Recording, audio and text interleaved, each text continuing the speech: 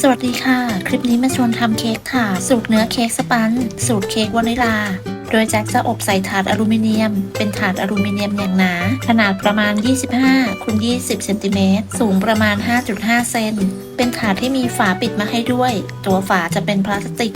ปิดได้แนบสนิทพอดี ก่อนอื่นเราก็มาเปิดเตาวอร์มไฟ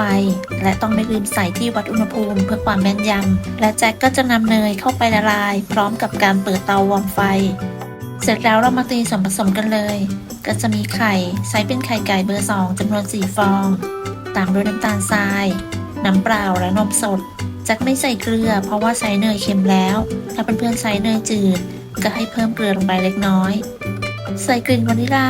เสร็จแล้วร่อนแป้งและผงฟูลงไปในส่วนผสม ร่อนแป้งเค้กและผงฟูผ่านกระชอนร่อนแป้ง จากนั้นป้ายSPไปที่หัวตะกร้อ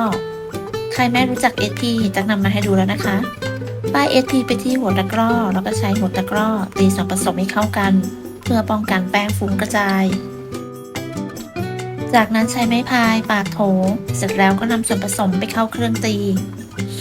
เปิดสปีดความเร็วสูง ตีส่วนผสมให้เข้ากันจากตีไปประมาณ 1 นาที จากนั้นหยุดเครื่องแล้วก็ปาดโถ เนื่องจากอาจจะยังมีส่วนผสมที่ไม่เข้ากันเกาะอยู่ด้านข้าง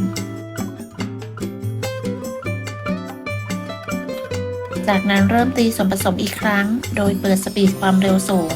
ใช้เวลาตีประมาณ 5 นาที จนกระทั่งส่วนผสมขึ้นฟูและมีสีอ่อนลง ระยะเวลาอาจจะไม่เท่ากัน ขึ้นอยู่กับเครื่องที่แต่ละท่านใช้ จากนั้นให้เราเปิดสปีดความเร็วต่ำ ทยอยใส่เนยละลายลงไป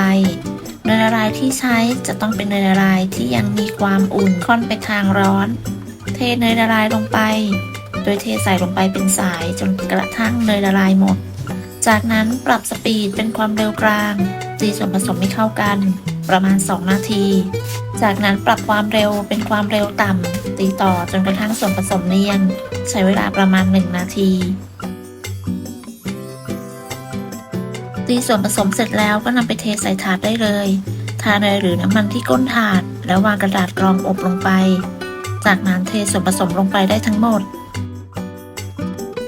เทใส่ถาดเสร็จแล้วก็เคาะเบาๆเพื่อไล่อากาศแล้วก็นำเข้าอบได้เลยจากอบที่อุณหภูมิ 170 องศาใช้ไฟบนล่างไม่เปิดพัดลม ใช้เวลาอบอยู่ที่ประมาณ 20 นาที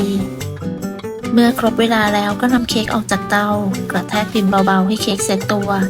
พักไว้ให้เย็นแล้วก็นำไปตกแต่งได้ตามต้องการเค้กถาดสูตรนี้เนื้อเค้กนุ่มมากเป็นสูตรเค้กพื้นฐานต่อยอดได้หลายรูปแบบนำไปตกแต่งแล้วก็ใส่หน้าแบบต่างๆที่ต้องการอย่างเช่นซอสสตรอเบอรี่ซอสบลูเบอรี่หรือหน้าซอสมะพร้าววิธีการทำเค้กสปันจ์จะง่ายกว่าการทำเค้กชิฟฟ่อนเนื่องจากไม่ต้องแยกไข่แต่บางท่านก็อาจจะถนัดการทำชิฟฟ่อนมากกว่าแต่ข้อดีของการทำเค้กสปันจ์อีกอย่างคือไม่ค่อยมีฟองอากาศจะได้เนื้อเค้กเนียนๆสวยๆแบบนี้เลยขอบคุณสำหรับการติดตามรับชมคลิปนี้ถ้าเพื่อนๆชอบก็อย่าลืมไปลองทำกันดูได้ผลยังไงก็มาคอมเมนต์คุยกันค่ะสำหรับคลิปนี้ต้องลาไปก่อนพบกันใหม่ในคลิปหน้าสวัสดีค่ะ